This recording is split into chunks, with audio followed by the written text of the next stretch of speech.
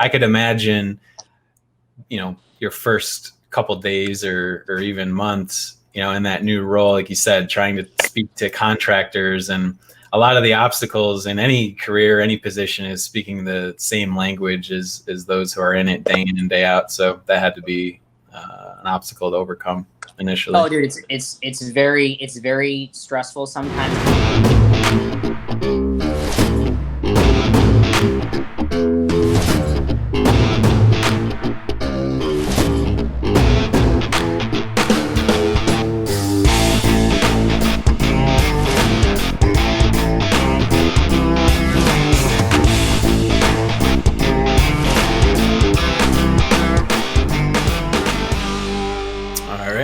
Recording. What's up, Travis? What's going on? How was your sunny Sunday yesterday? Did you get out and able to do anything? Enjoy the weather? Well, first off, just want to make sure that we put this out there. Want to make sure we give the host of this podcast a very special birthday shout out. The big guy turned 32 yesterday. So happy birthday, Brett. Thank you for having me on your show. Absolutely. Yeah, actually, I'll give you a quick introduction. So Travis and I go back many years back into high school and reconnected maybe about 3-4 years ago, and have been close since. And Travis and I bounce a lot of business ideas back and forth, and we like to talk business and strategy. So I figured it'd be awesome to have him on the podcast. Yeah, I definitely agree with that. You left out one thing, though. You left out basketball, where we totally got annihilated in our first league together. That's how it really kind of all started, where you and I are both looking around just like, what just happened? Why are the two best players in the court on the bench right now? Well, all right, we've got to preface that. So how Travis and I got back in touch was I had a rec league basketball opening where I was trying to form a team. Threw a post up on Facebook. Travis responded, and I think this will showcase how bad our team was. The very first game we played, I think we scored one basket at halftime, and the other team had like 35 points or something like that. It was pretty bad, and so we laugh about that quite a bit. Yeah, no, that was horrible. I think our best player always showed up late. I don't think we really had anyone on our team besides him that played in the actual, like, in high school or any type of like real competitive, real competitive scene.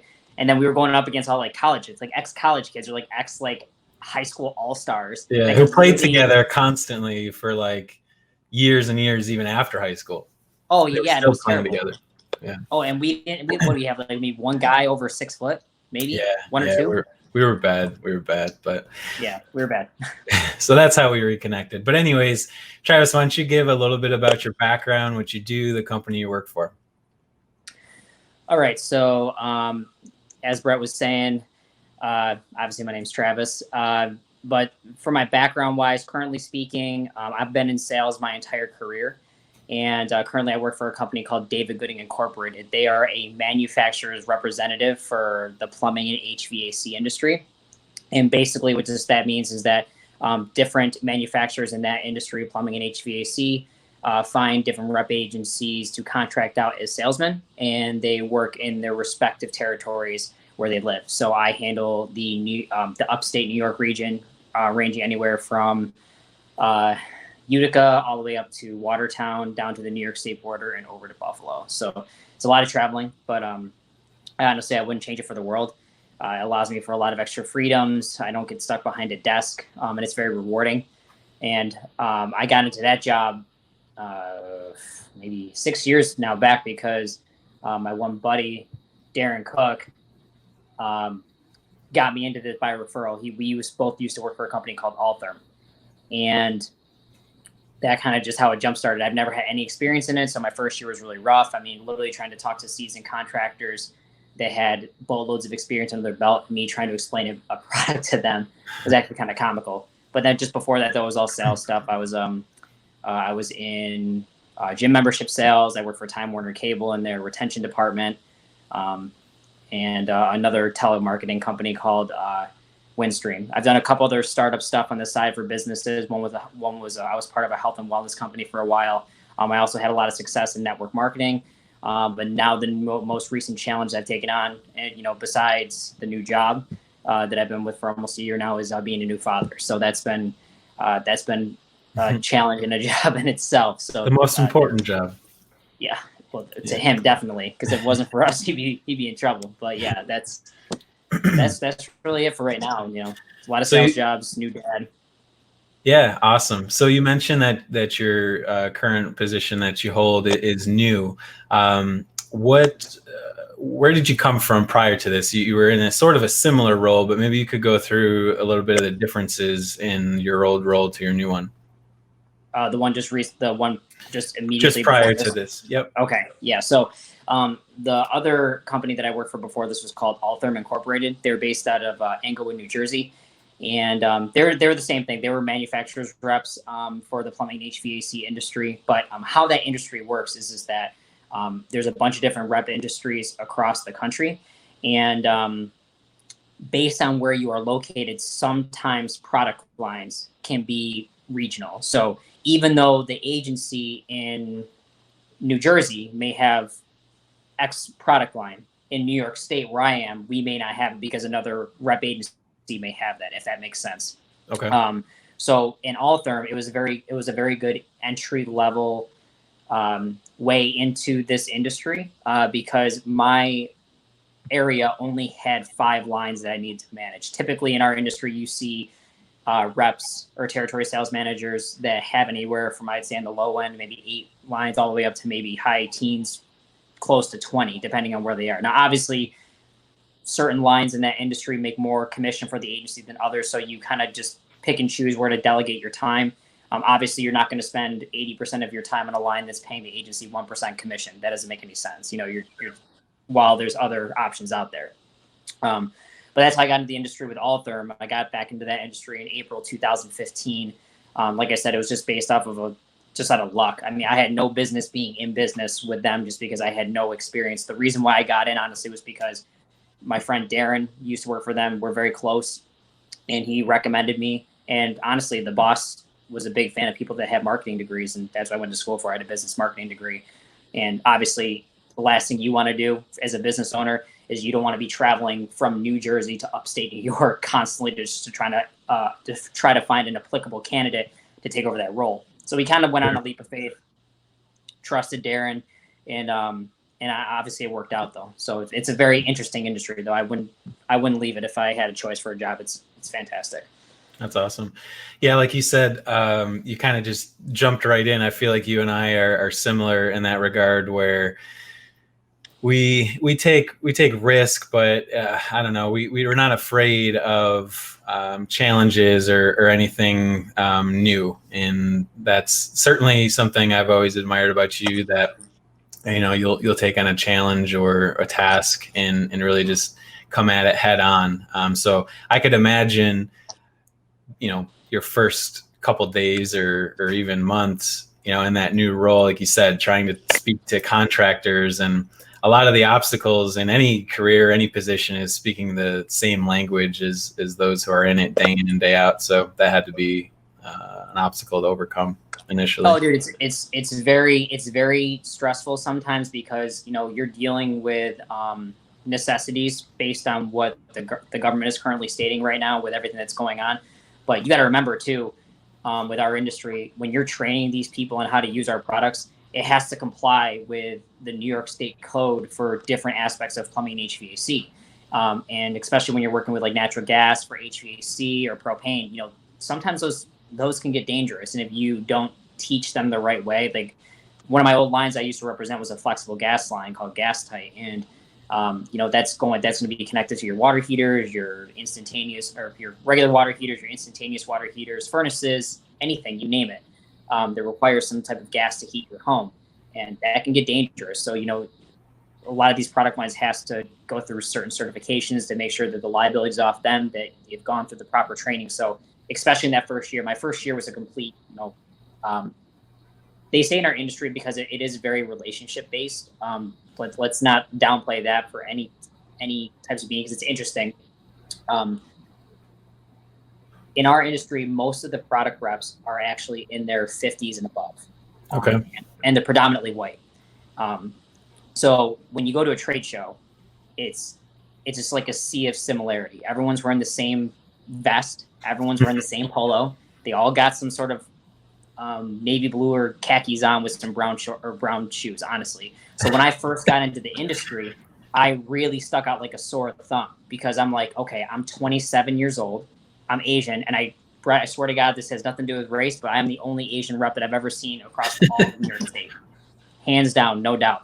So ironically, though, even though I was new, and it takes a long time for you to gain respect because, like, in that industry, it's your first year is, like I said, is just a complete cluster. The second year, you're kind of getting your feet under you, but it really takes for a new rep that has no experience in this industry about 3 years to really gain some traction because that's when the contractors or the engineers or the building developers or they gain trust for you, that they know that you're not just going to bail out on them, or they know that you're someone that can be dealt with that's not going anywhere. And so they didn't remember me, though, by my name sometimes. They were like, oh, you represent this line, because they remember my face. They remembered that I was different, obviously, than most of the reps in the industry, as I just said. So that actually kind of ironically helped play into my favor. Yeah. But one other thing that I just want to mention to you, though, is that you said that you admired me for taking a risk on myself, though. But I remember specifically, though, because I want to make sure that people that listen to this podcast hear this, though, that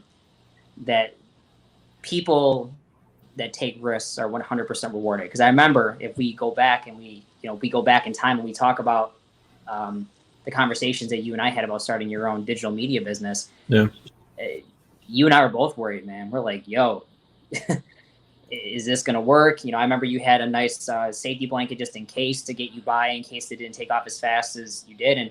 And honestly, man, looking to where you're at now, it's absolutely incredible. So if anyone's looking at this that needs some sort of social media expertise, some sort of digital marketing, website build, a combination of both, Brett's definitely the guy. He's all hands on deck. This is his livelihood. So please give him a look.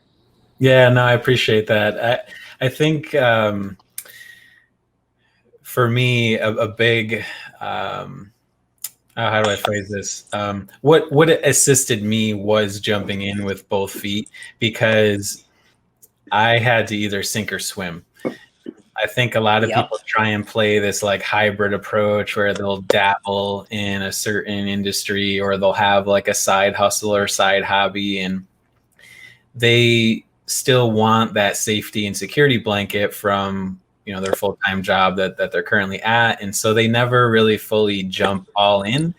And unless you do that, in my opinion at least, unless you do that, you're not forced to get out of your comfort zone, and you're not forced to succeed really and try and fend for yourself and fight for it. So that's probably the biggest thing that I've learned early on, is that it takes a lot of self-motivation to really get up and just do high quality work and be consistent at it. I think the consistency too is big. Yeah. Agreed. 100%, man. It takes a special type of person to be able to do what you do, especially running your own business. And also similar position to myself, when you don't have a boss that's micromanaging you, breathing down your neck, it's just up to get it done every day. So maybe you could touch on the flexibility in maybe some of the benefits of a role like yours that you've experienced, especially with being a new father and just, being able to maybe set your own schedule or some of the perks. Yeah. So the nice thing about our schedule or our job literally is that you do have the flexibility to do what you have to do. Now, don't get me wrong. There are days where it's not all, glamour by any means whatsoever. There's days, man, where I've had to, in the dead of winter, had to travel up to Watertown. Like, that's terrible. Like, it's probably the worst place as far as winter that you want to travel. Yeah. It's terrible, man. Like, and especially for our weather in upstate, like you have to have some sort of almost off-road vehicle. So I joke about this, but that was kind of like the baby gift to myself when we knew Mav was coming along. So Mav's my 5-month-old son. But I was like, Shayna, I got to have a safe vehicle if I'm traveling up to Watertown with this new job and stuff. So that's why I ended up getting the SUV. for myself. Really, it was because I wanted to buy a jet ski and be able to tow something with it, but we'll keep that a secret. Keep that quiet, yeah. No, just with the job though, on that aspect though, it's great because you get to, I mean, obviously you have to, there's a level of mutual respect that comes along with your bosses and you. So even though you're not clocking in at 8 o'clock and you're not leaving at 5, they expect you to be, up and at them, around those times and closing up shop around those times. It's not like you can wake up at 10 o'clock one day and then be done by 3. You know what I mean? They, there's, like I said, there's that level of trust, respect, and from each other. However, though, there are some days though where, I'm home at 4 o'clock just because, I've made 8 different sales calls that day. They went a lot quicker than I expected, and I was home, and sure. There was, and because it's weird because our industry, it's like wholesalers and engineers that we work with. It's very tough to see them on a Monday because, they're trying to catch up from the weekend. They got all those emails that came in Friday. Who wants to see anyone on Friday? It's really weird how our industry works. So it's like, so the times that you really get to go see a lot of appointments or where you have the most success is Tuesday through Thursday. Monday afternoons are typically pretty good, but then sometimes I actually like to do meetings on Friday as well because they tend to be a lot more casual and not many people try to attempt to get appointments on Friday. So they've actually yielded a lot of success for me. But it's all up to you to make your own schedule. I work from home, so I have a home office. That's where I'm in right now. That's where you just get a lot of your follow-up work done. Obviously we have to do things called call reports is a level of accountability to the company to let them know what you're doing, what your tasks are. And then, like I was saying before, it's all up to you where, all the success lies in your head. It just lies right on you. Yeah. And it's weird though, because like in our industry, how it might be changing, especially after with what's going on right now, the necessity of manufacturers reps may be dwindling. I wouldn't say in the next 5 to 10 years, but maybe in the next 15 to 20, just because, especially like in this situation where in New York, you can't see anyone right now. Businesses are shut down. You can't visit anyone. That completely wipes us off the table. In our industry right now, wholesalers are necessities, so they are open. So people, contractors are still buying stuff, but it's not nearly at the same rate. But we still can't go in there and get appointments and try to talk about different new products, try to sell them on something, try to get an order. It all has to be done over the phone. So this kind of goes back to what I was saying, where relationships are so important. Right. Because if there's, like, for example, I'll give you the perfect story. I have a really good relationship with this one engineer out of Syracuse, or excuse me, an architect out of Syracuse. He runs the company. Okay. He's one of the principal owners, which is a very rare relationship to gather. And we actually worked on something honestly, it was through text. He was like, hey, I want to try this faucet. Can you hook me up with a sample? I was like, yep, no problem. And so in return, I was like, what projects do you have that you can put me on right now for 2 of my product lines? And he did it. And weirdly enough, Brett, that's how our industry works. But then at the same time, though, it can be a double-edged sword where you're trying to build a relationship with it. Like there's this other company in Syracuse that have been trying to get in the door, and it's been almost near impossible. I mean, I've showed up on their doorstep multiple times, calls, emails, business cards, line cards, you name it. Still can't get an appointment, still can't get in. So, it's just, we'll see what happens down the road. It's interesting how business relationships culminate, right? So a lot of times it's so non-traditional. You think from the outside looking in, it's like, oh, you make a phone call and then you schedule a meeting and then you go from there. And, a lot of times, to your point, it's really all about relationships and, hey, yeah, I remember you, or, somebody, or I don't know. There's just different ways to get around finding new business or, finding new customers. It's funny. Well, the strategy that I've always encompassed, Brett, and and for anyone that's in business for themselves or anyone that's in sales that listens to this podcast, the advice this is the one piece of advice that I learned that I will always take with me no matter what, and I think this is partially why I've been successful in the sales industry, is and obviously you can relate to this because we're friends, but I am politely persistent until I get an answer or I get what I want. So I don't stop in the aspect of business.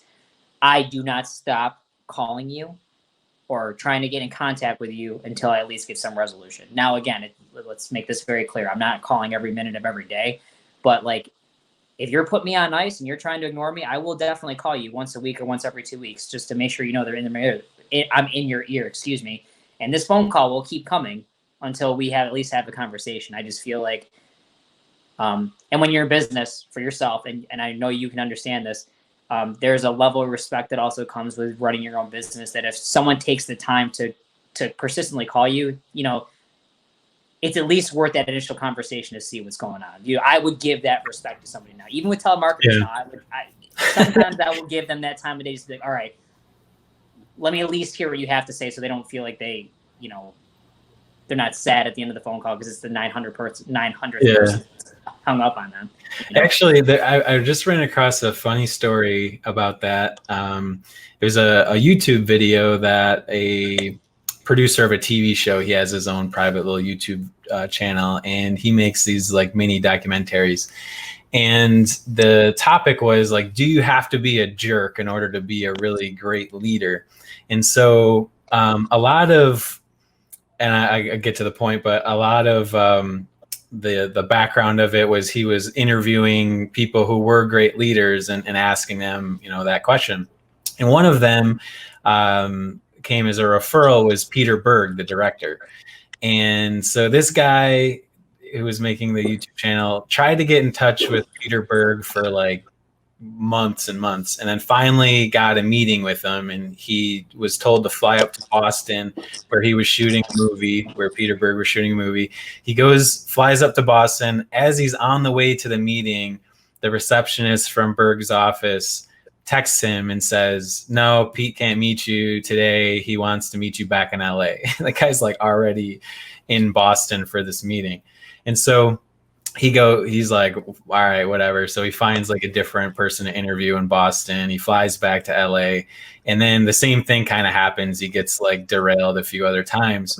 And finally he gets a text message after, to your point, like the third or fourth time, you know, trying to connect with him. He gets a text message from Peter Berg, and Peter says, I don't even know who you are. What are you like? What are you trying to do? Like, I don't understand. He's like, you need to send me like a list of referrals or something before I sit down and talk to you. And the guy was like mortified.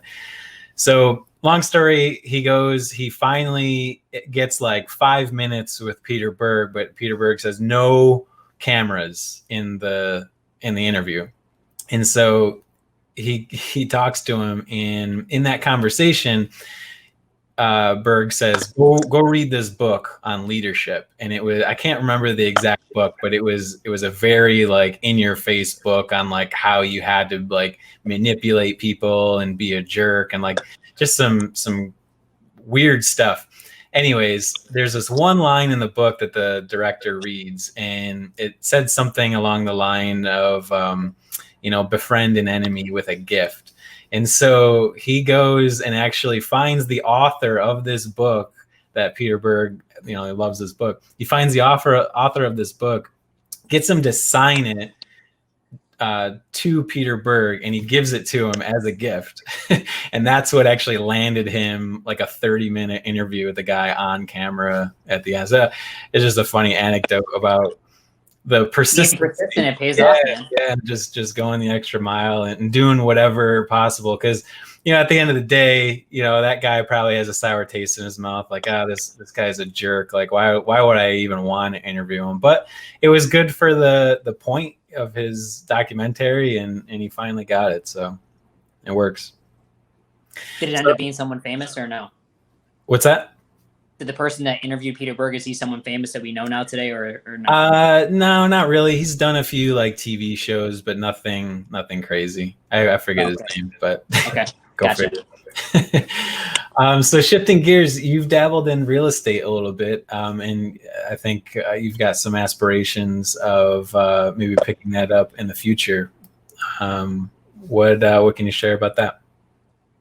So when I say dabbled in real estate, all I've technically done is just take the online real estate course. Just to be very clear, I don't have my license yet or anything like that. The reason why I thought it was worth getting into, just like what many people do pre-coronavirus, of course, believe it or not, there was an interesting article that I read, is that the housing market or the real estate market in upstate New York is one of the best places to either be flipping or selling homes right now, just because I mean, Brett, you know, your own previous experience where you just bought your home. I mean, you had to forego some normal excuse me, I'm not gonna say luxuries. You had to forego some normal necessity checks that they were supposed to do in order to get the house, because there were some crazy things that other buyers were going to do in order to make that happen. So it just, the market right now is just absolutely crazy, and it's a great opportunity. It's definitely a seller's market. You know, I firmly believe that right now with the home that I'm in currently, I could easily mark this up 15 to 20% of what I paid for, and I could sell it probably within a week, without question. And it's just, and honestly, the reason why I want to do it, just because, and I think this actually has to go back to the whole network marketing aspect that I was involved with for about 5 years. Like, I wouldn't say unfortunately, but one of the things that aspect always taught me is that it never gave me a satisfied palate, metaphorically speaking, when it comes to success. Like, you always got to drive for more. There's always got to be something on, you know, something else. Like, there's always something else, you know, on the horizon, you know, and that's something that I personally have to work on a lot, and something that Shayna always, so side note, Shayna's my wife, that Shayna always gets on me about, where while she admires the fact that I always want to strive to provide, to be better for our family, to make sure that her and our son are set up for the future, for the rest of our lives. But at the same time, though, like, I don't want to miss out on the present, on the things that are happening right around us. But just real estate, though, I just think was a great industry to get involved with, especially with my background with plumbing and HVAC, because I can look in a home, I can look at some of the bare guts and the bones and stuff like that, and be like, hey, you know, if I was working with a potential buyer, I could be like, hey, listen, you know, certain things you just might want to look at. It's weird, because in real estate, you got to be very careful what you say. You can't sway a buyer one way or not. You have to be very, very, very political and very neutral. You can't advise them on certain things. Like for example, like, you can't say, I wouldn't recommend you buying this house because there's a lot of crime that happens in this area. Sure. Like, that's a big no-no. Big no-no. You cannot sway a buyer any which way. And then plus, my old roommate, who actually previously owned the house I lived in, also my buddy Darren that I mentioned earlier, they're all real estate agents as well. You know, and I actually just talked to him the other day, and he asked me about if I got my license yet, and he was just like, oh, he's like, you definitely should get on that. I just sold the house part-time the other day, and I made an extra close to 10 grand on one sale, you know? So if it's not real estate, though, Brett, there will always be something else on my plate that will be driving me to strive better for their family, just because, you know, I've heard this numerous times. Now, again, this is kind of skewed for the people that are 100% entrepreneurial spirited, where they believe that's the only way to make money. I don't believe that. I definitely believe that there is plenty of successful ways to make money. There's no right or wrong way. All that defines you is what's in your bank account. You know what I mean? What's coming in. And but I do believe, though, that a job and a salary is what a company bribes you to put your dreams on hold. You know, it's just something that's kind of always stuck with me since then, because even though my job is great and it pays me very well and it provides for our family, I will never make as much money as the owners of David Gooding. You know what I mean? Sure. Yeah. So, and especially with what's going on right now with this coronavirus, even though the government has been able to shut down businesses at will, I'm the type of personality that I'd rather, quote unquote, or metaphorically speaking, die by my own sword than die by somebody else's. So I'd rather be able to dictate my own future than leave it into the hands of someone else. Because in this past 2 months, I've literally had to live on the good graces of my company, that they see value in me, even though I can't go out and make sales calls. Luckily, they didn't fire me, they didn't let me go. But not every company's out there is like that, you know? So yeah, I think it's tough because, you know, you're talking about providing for your family and having that hunger and also staying in check with having that balance of being able to spend time and devote attention to family. And I think a lot of people who might be, I don't know, how do I phrase it? So I think a lot of people might be enticed by owning a business or, you know, doing something entrepreneurial.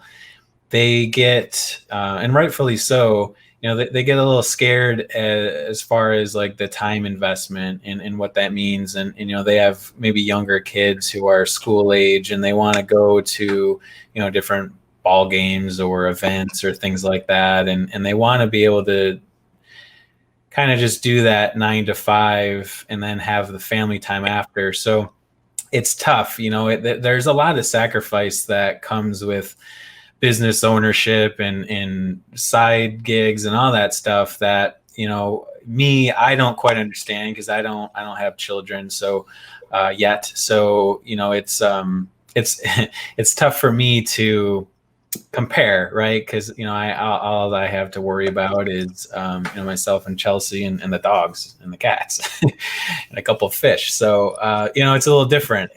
Back to your point about your 8 to 4, 8 to 5 job.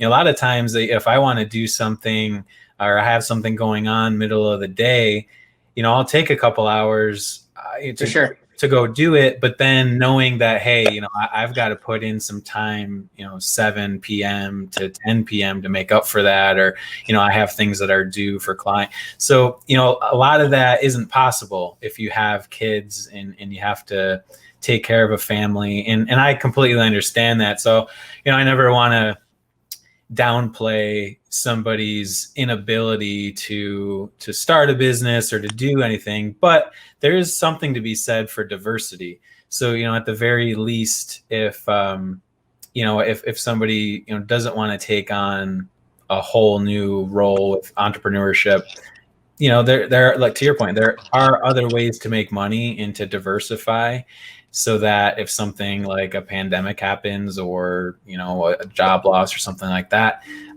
where it's not your only source of income. So there's ways around it. Yeah. And luckily enough, though, just like to touch on what you were saying about like being able to take a couple hours through the day and just do what you got to do. That was one nice thing my old boss at Altham used to tell me. He's like, dude, if you have a doctor's appointment that you need to fit in or something like that, or like if you need to take a dentist appointment, whatever, do what you got to do. That's fine. Because there's many times in my career where I have to take dinners. Like I have to take clients out to dinner and I'm not home until 9 o'clock at night. So there's some days, man, where I get up literally I'll get up at 4 o'clock in the morning. I will travel 2.5 hours where I need to go. I will make my sales calls. I'll take a client out to lunch, and then I will do more sales calls, and then take another client out to dinner, or I'll have a golf outing, or I'll have a trade show, and then I'll have to travel home, and I won't get home until 9 o'clock at night. So on the flip side of that, well, yes, that sounds awful. It sounds terrible.